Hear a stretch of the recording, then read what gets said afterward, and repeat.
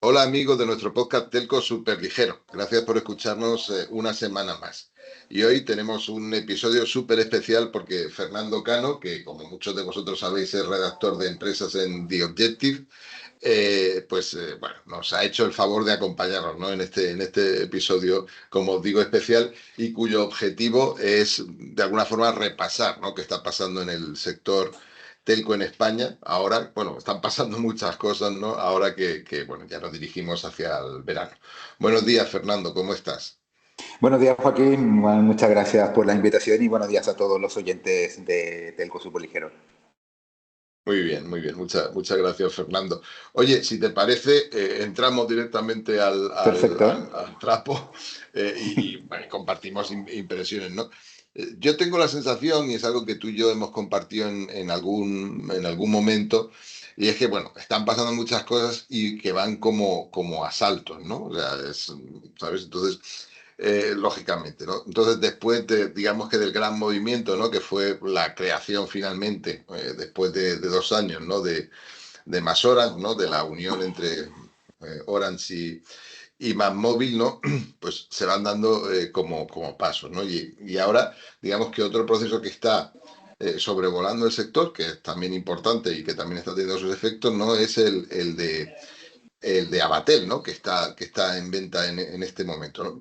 ¿Tú cómo ves que están pasando estas cosas, Fernando? Bueno, sí, es verdad, Joaquín, como tú comentabas, el tema de la fusión final de más Móvil y Orange, de Más Orange, después de 2 años de largo proceso en Bruselas y de muchas negociaciones, pues ha sido el catalizador que ha empezado a mover el tablero y casi como si estuviésemos en una ficha de dominó, pues han empezado a caer una por una.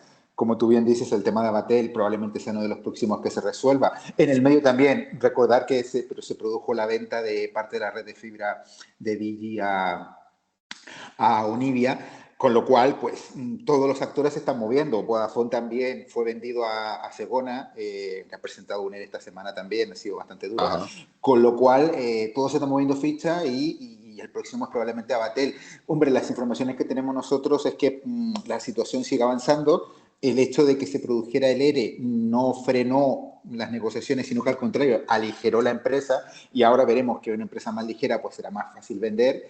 Y claro, la única duda que yo veo y que nos han comentado por interno es que quizás sea qué porcentaje de la empresa se venderá. En un comienzo se empezó a hablar de que se vendería el 100% de la compañía, se hablaba de una valoración 700, quizás un poco sobrevalorada porque realmente hay que considerar que Avatel tiene muchísima deuda, con lo cual pues la gente con la que hablábamos nos dicen que la valoración estaría un poco por debajo de los 600. Bueno, esto depende también de cómo se negocie, pero sí que ahora yo creo que está sobre la mesa y nosotros lo hemos publicado en el Objective, es que quizás no se esté pensando en toda la compañía, sino que solo en una parte, aprovechando la positiva evolución de los tipos de aquí a final de año y ver que el potencial de crecimiento de Avatel a partir de ahora puede ser más importante ya con una empresa sin ese lastre malentendido laboral que quizás le quitaba un poco de agilidad a una compañía que recordemos en los últimos 5 años y desde la pandemia pues ha sido probablemente el actor más activo en compra de pequeños operadores, con lo cual ellos engordaron mucho y se crearon una estructura un poco sobredimensionada para lo que ellos querían ser y ahora pues han hecho esta reducción de empleo que ha sido muy dura, lógicamente, pero que desde el punto de vista de lo que es un activo a la venta, pues ha generado probablemente una mayor valoración de cara a estas negociaciones. Exacto. Como te decía, claro, pues son hitos que se van cumpliendo y como uno no controla los tiempos, ¿no? Pues tiende como a desesperarse, ¿no? Tú has dicho, Bueno, pasaron 2 años. Sí, dime, llevábamos dime. muchos años esperando que pasaran cosas y ahora está pasando todo junto. Eso es, exactamente. ¿Tienes alguna idea de en qué ventana temporal se podría mover esto de Avatel? ¿Sabes? Hombre, Porque. yo creo todas las informaciones que tenemos apuntan a que en el segundo semestre de este año podríamos tener alguna novedad. Ujú. A partir ya, después del verano de septiembre, pues se podría empezar a cerrar alguna cosilla. Con toda seguridad, si es que nada se tuerce, porque recordemos que algunas cosas se han torcido también en el pasado, lo vimos con Finetwork, lo vimos también con la propia compra de Avatel cuando intentó comprar Lintia, que estas operaciones parecen estar muchas cerradas, incluso lo de Lintia se anunció públicamente, pero luego no se cierran, con lo cual quitando este componente de incertidumbre que está intrínsecamente relacionado con cualquier operación de compra, pues todo indica que esto podría cerrarse durante el segundo semestre de este año. No podría tardar mucho más, porque claro, como tú vienes bien diciendo, se está moviendo todo y mientras más tarden las operaciones en cerrarse, pues las cosas serán diferentes y quizás aparezca otro por ahí que tenga otra intención. Bueno, no hemos hablado, pero claro, lo más probable es que sea un fondo que los compre. Se habla de un interés de Telefónica, pero yo no lo veo tan claro por la gente con la que hablamos. Dicen de que Telefónica no tiene, o sea, una integración de Telefónica quizás no tiene mucho sentido, considerando que Telefónica tiene una parte rural también muy importante y ahora será mucho más importante con las ayudas que se aprobaron hace 3 semanas por parte del único Activas, con lo cual no tiene mucho sentido quizás que tenga una integración con Avatel, sobre todo porque Avatel tiene mucha fibra, Telefónica también es la que tiene más fibra, y Avatel lo que necesita es despliegue de red móvil, cosa que ya Telefónica tiene de sobra, con lo cual no sería muy compatible.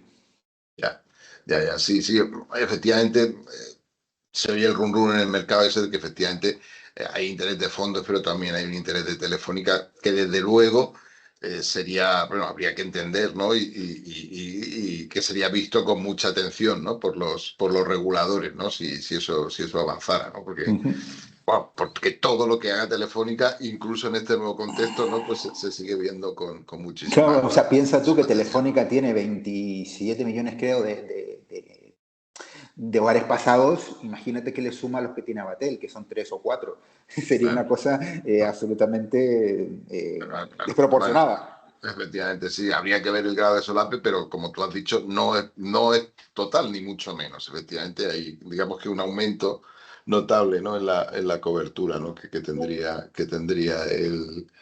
eh, digamos que Es el ese hecho. hipotético, ese hipotético ser, ¿no?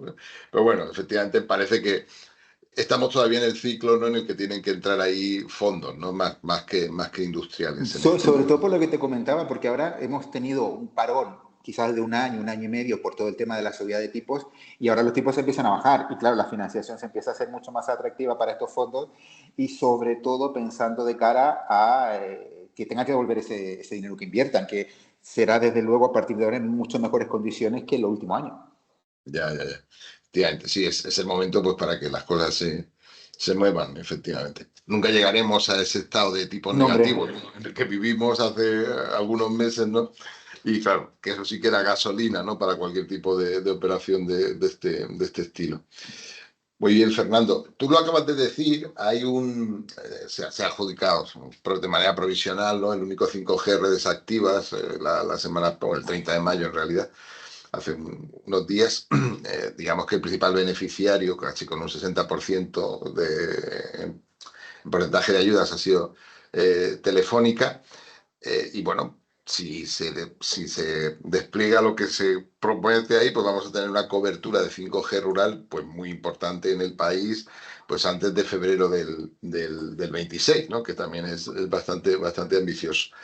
Pero en general, y bueno, ayer se ha publicado también el informe, ¿no? de Sí, cobertura, precisamente ¿no? ayer sí. Estuvimos Sobre. ayer en el ministerio Ajá. siguiendo la presentación del informe y efectivamente, como ya era de esperar y como también has publicado tú en muchos de tus informes, la cobertura en España sigue siendo de las líderes de Europa y lo que más destacaría yo del informe, y quizás antes de entrar ya de lleno en lo que es digamos, el único, que tú comentabas, estamos hablando de que la cobertura de 5G también va a avanzar a muy buen ritmo. O sea, Sí, sí, teníamos una gran duda que era qué pasa con la cobertura del 3,5, que es el ajá. 5G, digamos, más potente y el que Sí, debería sí, ser sí. el protagonista de las industrias conectadas y todo lo que promete el 5G, o lo que lleva prometiendo muchísimos años, pero que de momento no vemos.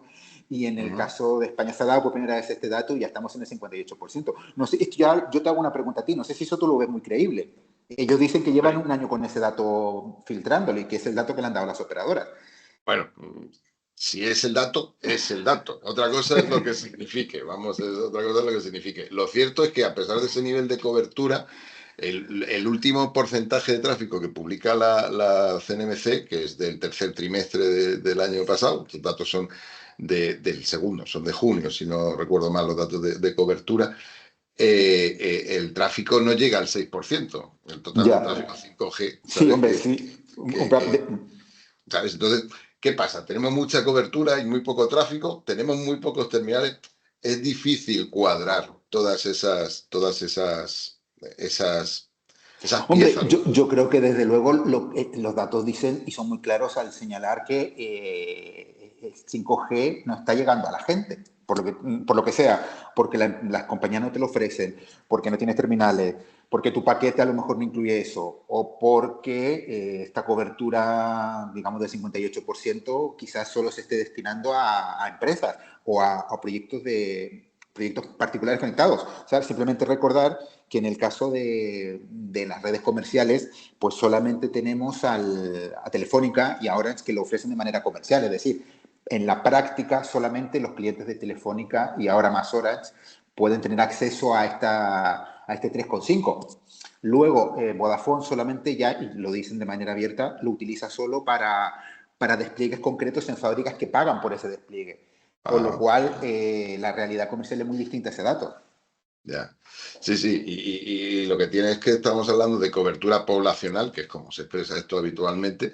Entonces, las coberturas en los núcleos muy densos generan mucha cobertura poblacional, como es lógico, ¿no? Y eso encaja bien con la cobertura de 3,5, que Bueno, es... hay una cosa interesante que ayer mostró el ministro y mostró también la secretaria de Estado y el director general. Es un mapa en el cual Sí, pues tú te metes con la lupa y ya ves en todas las... Creo que tiene hasta un nivel de localidades. Entonces tú te puedes sí, meter en todos los sitios y claramente se ve, como tú dices, o sea, Madrid, Barcelona, Valencia, claro. los grandes núcleos, la cobertura es muy alta y luego en regiones, pues, y en sitios ya no rurales, sino que simplemente fuera de las grandes urbes, Sí. pues la cosa es bastante pobre. Lo que pasa es que también es lo de siempre, o sea, ¿para qué quieres tú el 5G? El 5G real, o sea, si yo tengo un móvil con 5G real, eh, yo no sé, a no ser que sea un super gamer que esté con 80 terminales conectados a la vez, si realmente yo le sacaría el máximo Claro. rendimiento. Yo te voy a contar una anécdota, Fernando. Bueno, y luego volvemos sobre este tema, pero bueno, tú sabes, yo vivo aquí en la costa, muy cerca de la costa, ¿no? Entonces, la costa de España, que es un sitio vocacional en verano, ¿no? Pues tiene una serie de características peculiares, ¿no? Y es, por una parte, cuenta como 5G rural. De hecho, pues hay zonas de 5G rural porque los municipios costeros tienen población por debajo de 10.000, ¿sabes? Pero en verano no son 5G rural, son sitios con una demanda Ya, de capacidad enorme, ¿sabes? De hecho, donde yo veraneo, playa de Chilches, ¿sabes? Es una playa muy pequeña en Castellón, el otro día lo comprobaba directamente, ¿sabes? Pues es uno de los 5.000 sites aproximadamente que Másmóvil construyó como sitio que se captura tráfico, ¿sabes? Porque solo tenía 5.000 sites, ¿sabes? Y es uno de los 3.000 sites en los que Telefónica tiene desplegadas todas las capas que tiene disponibles, porque tiene un montón de demanda de capacidad, ¿sabes? Ahí, en esos sites de costa están desplegadas todas las bandas de 2G, de 3G, de 4G y ahora de 5G, ¿sabes? Que son hasta 9 capas las que puedes tener, u 8 las que puedes tener en un... Entonces, pero eso, en este caso concreto, estamos hablando de que solo Telefónica tiene cobertura de 3,5 ahí, en ese site, de momento, ¿eh? Cuando lo miré yo hace una semana. Y yo pienso que este verano vamos a ver una diferencia sustancial entre los turistas que puedan usar el 3,5, que tendrán un servicio bueno o muy bueno, y los que no, que tendrán un servicio bastante mediocre. ¿Sabes lo que te quiero decir? Porque claro, el salto de capacidad, como tú sabes, es descomunal, ¿sabes? De estar en... No hay comparación. Entonces, bueno, vamos a ver si este verano, ¿no? En el que tendremos un despliegue suficiente en zonas costeras de 3,5 de Telefónica, que igual no machea exactamente con el de Masorans y por supuesto el de Vodafone. Bueno, veremos a ver qué ocurre, ¿no? Si hay algún tipo de movimiento y eso tiene algún impacto comercial, ¿no? Ya digo, es una anécdota, es en mi pueblo donde eso bueno, pues pasa. ahí puedes hacer un seguimiento. Pero bueno, Exacto. lo cierto es que, por lo que comentaban ayer en el ministerio, pues están súper contentos, como no podía ser de otra manera. Claro, Y si es que teníamos alguna duda de que íbamos a cumplir los objetivos del 2030, vamos, que según ellos se cumplen con bastante antelación, incluso en el caso del 5G puro, que es el que tiene el peor, muy gran dato, pero comparado con el despliegue de claro, fibra, que es el del claro, 98%, claro. pues sí que está años luz. Claro.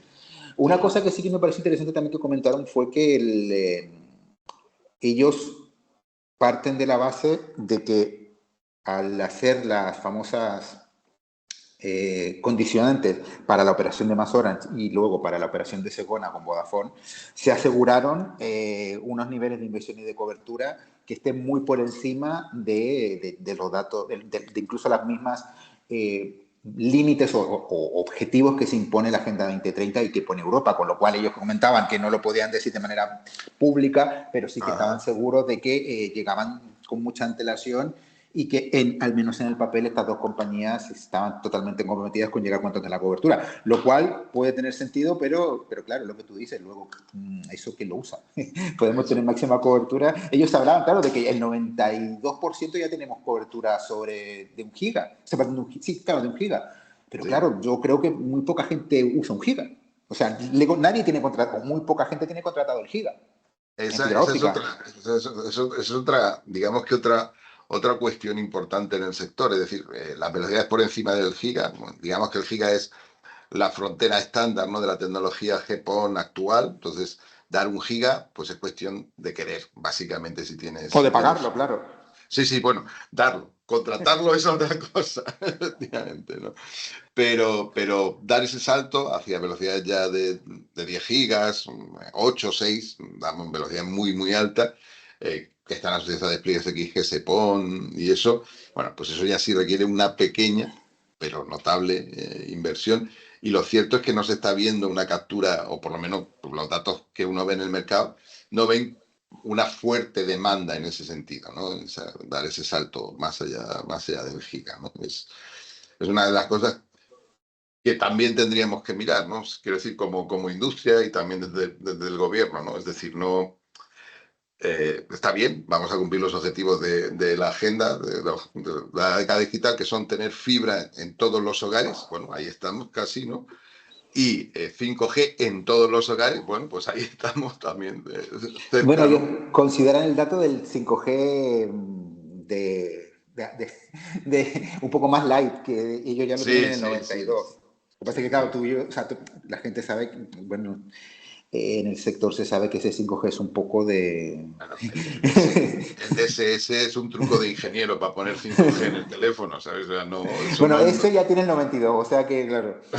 El Bueno, tema es que, bueno, claro, lo que comentaban es que Europa, al final, este es el que te está midiendo. No, ahora claro, mismo, dentro de la agenda no está comprometido el 3,5, con lo cual, claro, claro, pese a lo que efectivamente. dicen los suministradores, nos tenemos que conformar con el 5G Lite. Sí. Bueno, la cuestión es, deberíamos ser capaces de crear un momentum, y eso es lo que no, con lo que cuesta trabajo, no solo en España, sino en toda Europa, ¿no? Pero bueno, también te digo, incluso en Corea, ¿no? Que es de largo el país más evolucionado en todo esto del 5G del mundo, ¿no? Un momentum de un círculo, si quieres, virtuoso, ¿no? De ofrecer infraestructura, que eso generará una demanda, que eso idealmente se monetizara, ¿no? Y ahí pues empezáramos a crecer, ¿no? Lo que pasa es que, bueno, se está ofreciendo infraestructura básicamente con criterios de capacidad, lo cual es razonable porque si no tienes un mecanismo de monetización más allá de la capacidad, pues ¿qué otra cosa podrías hacer? Y no estamos viendo esos saltos, ¿no?, hacia nuevas aplicaciones que justifiquen, digamos, que una demanda más vigorosa. Es decir, no estamos encontrando lo que fue el iPhone para el 4G, no lo estamos encontrando en el 5G. Todavía, ¿sabes? Y lo que se encuentra en otros mercados es el Fixed Wireless Access, que es digamos que aquí en España tiene un hueco muy pequeño, porque tenemos fibra que es mucho más eficiente, ¿no?, para llevar esos anchos de banda, ¿no?, hacia los clientes. Y hay un punto, Fernando, oye, estupendo que me hayas contado esto de la presentación del informe de cobertura, porque que fue ayer y digamos que es un documento que hay que estudiarse con mucho, Y con sobre mucho todo, cuidado. mírate bien los mapas, que eso nos puede dar bastantes pistas. Sí, sí. Está Sí, ahora bastante, y tienen un lo- nivel de densidad importante y de profundidad muy importante, porque yo les sí, preguntaba, bueno, esto es solamente a nivel de provincia, y dije, no te metas en localidades, tú vas con, sí. la lupa y te vas Aca- metiendo ahí. acabo de leer que para fibra tienes incluso a nivel de lo que sería Gescal, piso puerta, ¿sabes? De si tienes disponible. Acabo de leerlo, yo no lo he visto todavía. Si tienes cobertura de fibra a nivel de piso. O sea, lo que comentaron era que en el futuro, no se quisieron comprometer con ningún tipo de tiempo, pero en el Claro. futuro, esperemos que próximo, la idea era también tener ahí qué compañía estaba ahí. Sin Ya. ser un comparador de precios, que no lo van a hacer, pero sí tener un nivel de profundidad que te Sí. permita decir qué operadoras están allí. Y bueno, ahí nos daremos cuenta de una de las grandes, no secretos, pero una de las grandes, digamos, problemas del sector, que es la solapación de las redes. Sí, O sea, me imagino que exacto. veremos sitios, en Barcelona y en Madrid, desde luego, pero sitios que no nos imaginamos con 4 o 5 redes de fibra. Bueno, el otro día me enseñaban una foto de los Alcázares, en Murcia, de nuevo una zona costera.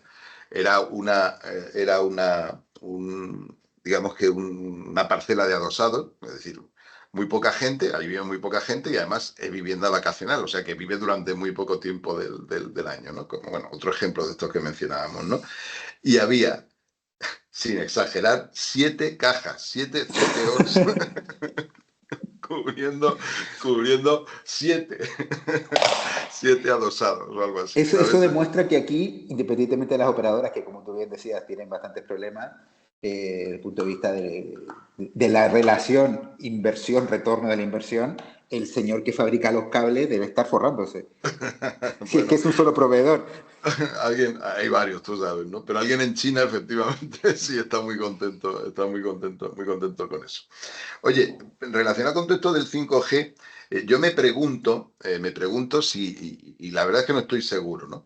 Porque existe claramente una incertidumbre, si quieres, geoestratégica, ¿no? Que está, hablando de China, estábamos hablando de China hace un momento, ¿no? Bueno, pues acerca del despliegue de 5G, pues con proveedores que no son europeos, vamos, que son chinos finalmente, ¿no? Y ahí tenemos precisamente, hay un mecanismo, está toda la ley esta de ciberseguridad 5G. ¿En qué punto está eso, Fernando? Porque yo, que lo sigo con mucha atención y tú lo sabes, me pierdo, o sea, incluso me pierdo, ¿no? ¿Hacia dónde vamos? ¿Tú tienes idea en qué se está pensando con esto de la ciberseguridad 5G, ¿no? Que creo que esta incertidumbre afecta al despliegue que tiene que hacer la industria. Por lo menos supongo que lo hace, ¿no? Sí, bueno, desde luego afecta porque al final los operadores están pendientes de que ciertos proveedores, en este caso tú lo has dicho, los proveedores chinos, en algún punto de esta historia tengan algún tipo de penalización o tengan algún tipo de veto, lo que obligaría, según la propia ley de 5G, que tengan que quitar esos despliegues si es que se llegan a hacer. O sea, si tú Eso llegas, por es. ejemplo, a trabajar con Huawei o con ZTE y luego estos operadores o proveedores son vetados, pues tendrás que quitar toda la infraestructura y gastarte un dinero que no tienes, porque está Claro, claro que no tienen ese dinero. Entonces, claro. claro que tiene una especie de barrera de entrada. El problema es que, claro, España está jugando en la cuerda floja, digamos ya a nivel geoestratégico, en un delgado equilibrio entre lo que serían los intereses de Estados Unidos y los de China. De hecho, me atrevería a decir, por lo que se comenta en la Comisión Europea y en Bruselas, que España es probablemente ahora mismo el país, entre comillas, más cercano a China. Hemos visto recientemente que han abierto una fábrica china de coches eléctricos, van a abrir en Barcelona, donde estaba la antigua fábrica de Nissan, y la semana pasada, creo, o hace 2 semanas, bueno, hace pocos días, 10 días, estuvo aquí el ministro de Comercio chino, reuniéndose con el ministro de Economía, Carlos Cuerpo, reuniéndose con el ministro de Industria español, y directamente les pidió que intercedieran a favor de China en esta guerra comercial que hay entre Europa y China, en la que Europa claramente intenta posicionarse como un proveedor estratégico y un poco equidistante entre Estados Unidos y China. Sin ir Ajá. más lejos, ayer mismo se decretaron los aranceles para la industria china de coches eléctricos de hasta un 38%, porque la Comisión Europea llegó a la conclusión de que estas industrias están dopadas por dinero público chino, con lo cual hace bajar el precio y se produce una competencia desleal. Todo este rollo lo cuento para decir que geoestratégicamente España está en un punto muy cercano a China, lo cual preocupa en Bruselas y también está relacionado con el tema del 5G. Los coches eléctricos chinos funcionan con tecnología Huawei, en concreto los Chery, que son los que se van a producir en Barcelona, con lo Ajá. cual tienes una puerta de entrada peligrosa si lo miras desde el punto de vista intenciones y los mensajes que ha enviado Bruselas. Bruselas fue muy claro en verano pasado diciendo que los proveedores chinos debían salir de las redes europeas por un tema de seguridad y porque se ha demostrado que tienen una fuerte influencia ya no de China como concepto, sino que ya del gobierno chino. Entonces, claro, estamos en un punto en que hay una guerra en Ucrania, hay una guerra en Oriente Medio, en el que la Unión Europea quiere que las infraestructuras estén, si ya no en manos de proveedores europeos, en manos de proveedores dentro de la OTAN. Con lo cual, cualquier cosa que se salga de ese carril es preocupante. ¿Qué ha hecho España? Pues, como te decía anteriormente, mantenerse en el carril del medio, no moverse ni a izquierda ni a derecha, hacer muchos guiños a China. Recordemos que el segundo principal proveedor europeo, del mundial después de Alemania, para España es China, con lo cual hay muchos negocios de por medio. En el caso del 5G, pues siguen sin dar ninguna respuesta clara respecto a esa famosa lista. Lo último que dijo el ministro Escrivá, que lo dijo en febrero, fue que no se iba a hacer ninguna lista o que por el momento no se tenía pensado en hacer ninguna lista.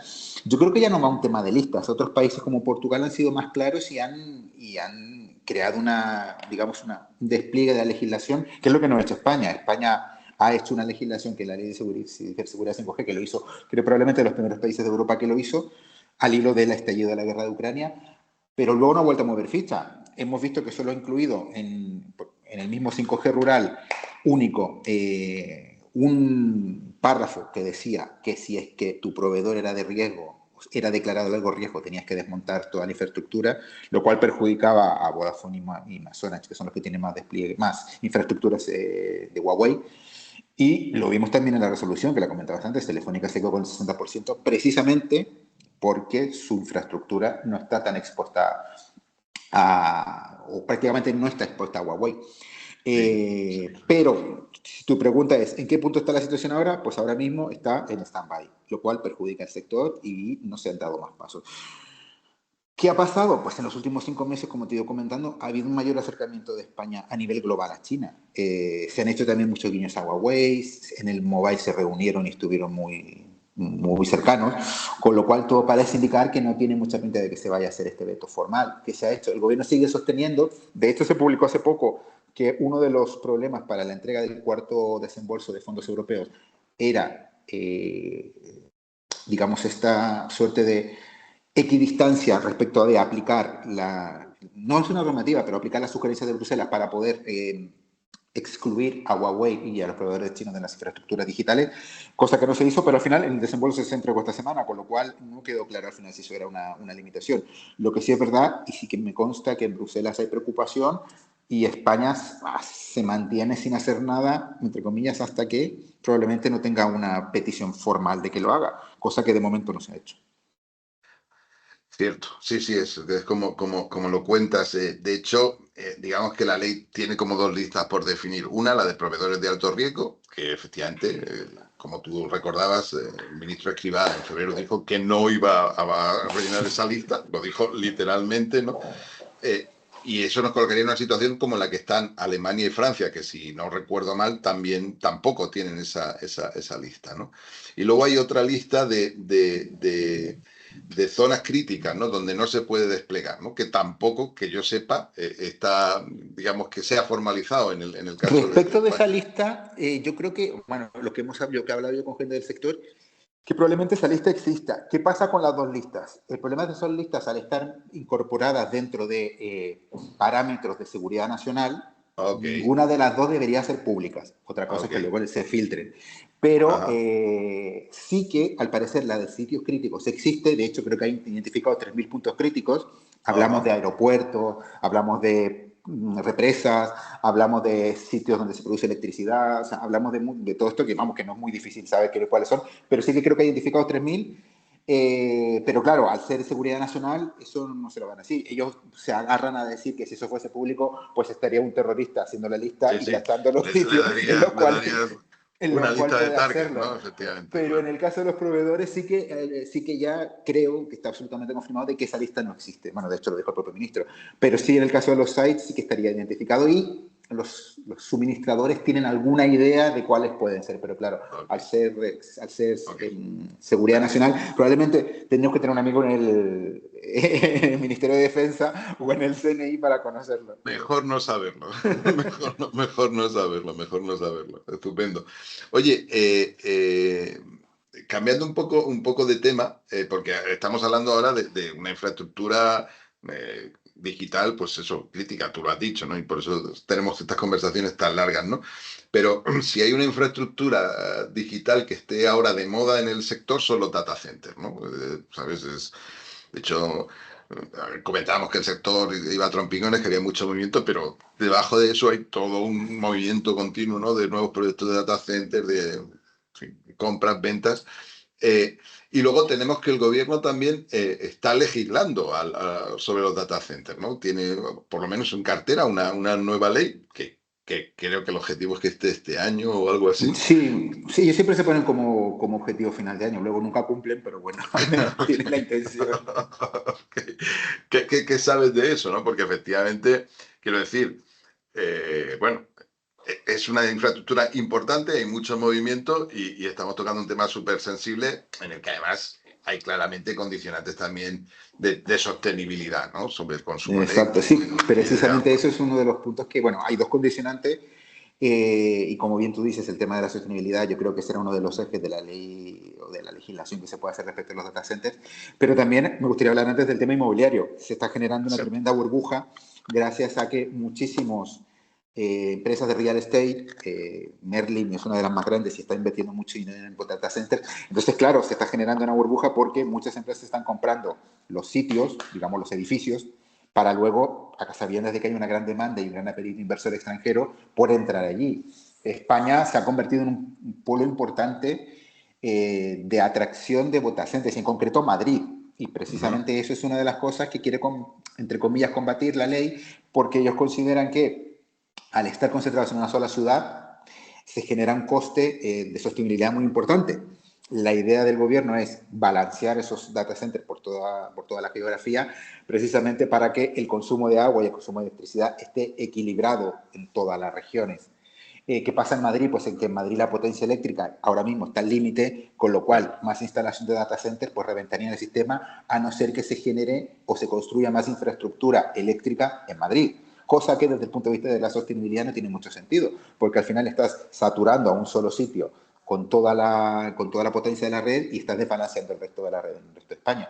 ¿Qué pasa? Pues que Madrid se opone, lógicamente, porque está llegando mucho dinero, la Comunidad de Madrid está consiguiendo convertirse en el polo inversor en este sector y claro, si se lo llevan a otras regiones, pues lógicamente dejará de serlo. Con lo cual, me da la impresión de que de aquí a final de año veremos muchas tensiones entre la Administración de Madrid y la Administración Central, que además ya tienen sus rencillas propias por otro tipo de temas que los cuales no conviene hablar en estos momentos, Exacto, eso es.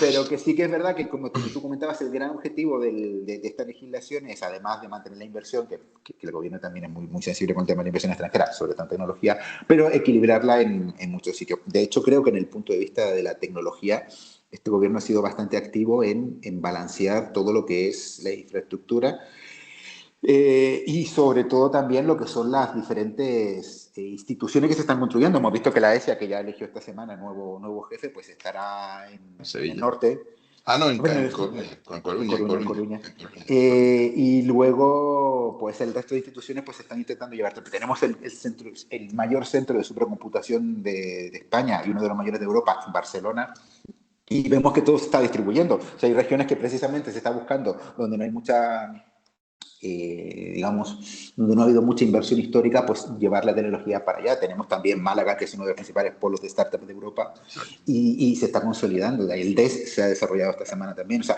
que me refiero que esta idea de data centers, pues yo creo que encaja mucho en la filosofía de que todos tengan su cachito de tecnología y todos tengan su... Ok, bueno, veremos cómo eso encaja efectivamente con el sentido económico, ¿no? Porque en toda Europa, digamos que los data centers pues crecen como en clúster, ¿no? Pues alrededor de los Claro. mercados principales que son, bueno, Londres, Y también, sí, y es Londres, un, Europa, ¿no?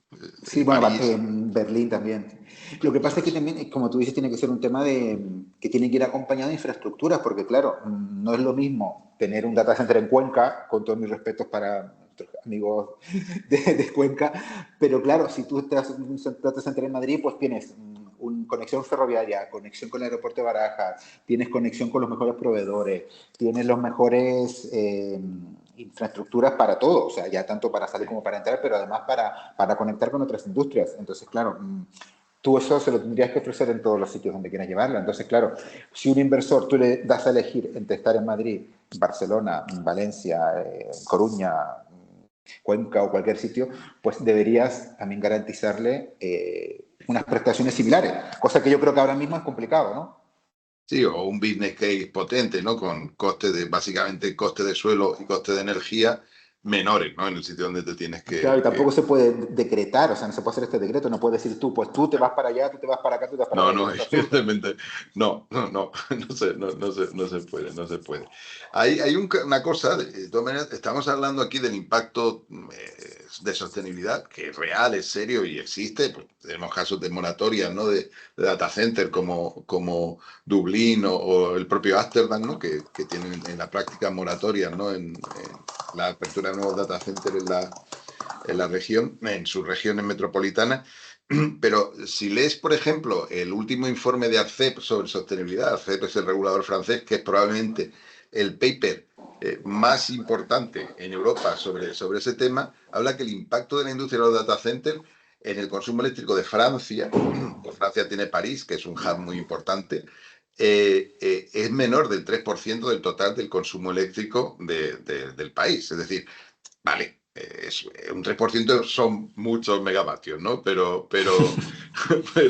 pero quiero decir que no es una planta de producción de aluminio, ¿sabes? Sí, De no, lo que estamos tienes razón, hablando. pero yo creo que al final sí que es verdad que quizás ese dato quizás desmiente un poco ese gran miedo que haya que los data centers se coman toda la energía de las ciudades, pero sí también es verdad que las infraestructuras eléctricas ahora mismo estamos pasando Claro, por un tema crítico, o sea, hemos tenido toda la escasez que ha habido de gas por el tema de la guerra de Ucrania y la invasión rusa, sí, sí, sí. hemos tenido un subidón importantísimo de los precios de la energía, hemos visto como todas las empresas han intentado reducir su consumo eléctrico o al menos asegurarse un consumo eléctrico a menor precio Sí, firmando sí. contratos a largo plazo, con lo cual creo que ahora mismo el suministro europeo de energía está en un momento de transición crítico. Entonces, claro, estamos intentando que los combustibles fósiles se vayan y estamos intentando que el consumo de electricidad baje. Con lo cual, pues esta gotita que colma el vaso quizás puede ser el tema de los data centers. Sí, Y al probablemente final, sea eso. claro, queremos pasar hacia un modelo eólico solar que ahora mismo por sí solo no es sostenible. Por otro lado, se quieren cerrar las centrales nucleares. O sea, es todo un mix que está cambiando y en esa transición, que creo que será muy compleja y tardará mucho más tiempo de lo que cree la Comisión Europea, pues metemos este ingrediente que al final lo que hace es generar más tensión en el sistema.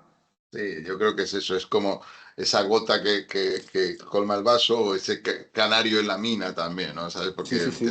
no, el consumo no es determinante, pero de luego es muy visible, ¿no? Lo que puede ocurrir. Bueno, pues seguiremos atentos, ¿no? A ver qué dice esta nueva ley, ¿no? Y cuál es el impacto, ¿no? Sobre esta infraestructura digital clave, ¿no? Y que como, bueno, como hemos comentado, pues está, digamos que en plena efervescencia, ¿no? En España, ¿no? Hay mucho dinero, hay mucha gente que está ganando dinero con los edificios, lo reitero, porque eso es muy importante. O sea, al final Sí, decimos sí, todo sí, el no, no, impacto claro. tecnológico, pero una cosa tan básica como alquilar una nave industrial para que metas adentro Sí, sí. los equipos, es que Eso es algo que no hay que perder nunca de vista en eso los es negocios. Y más, de primero de capitalismo, pero vuelve eso es. siempre. Y lo de primero de infraestructura, o sea, es el suelo y es la energía. Todo lo demás ya lo arreglaremos, ¿no? Pero necesito suelo y energía, ¿no? O edificio, ¿no? Entonces bueno, es clave. Muy bien, Fernando. Oye, pues ha sido súper interesante hablar contigo. No sé si quieres añadir algo más para cerrar este capítulo. Bueno, no, simplemente pues nada, agradecerte la invitación y bueno, que agradecer también el valor de tu podcast como un Ah, elemento gracias. muy que te aclara un poco. Nosotros, yo, metido en la nube de sacar noticias todos los días, pues al final pierdes el foco y yo creo que tu podcast genera esa suerte de análisis digamos, con luces largas, como dicen muchas veces, que nos da claridad respecto de muchos temas, que nos quita digamos, ese ruido del día a día. Muy bien. O sea, que encantado de participar y cuando necesite, pues aquí estamos. Te agradezco mucho, Fernando. Muchísimas gracias, ¿eh? Venga, pues un abrazo, Joaquín, y nada, Gracias pues a un los saludo a oyentes. todos. Hasta luego. Adiós. Hasta luego. Muy bien. Adiós.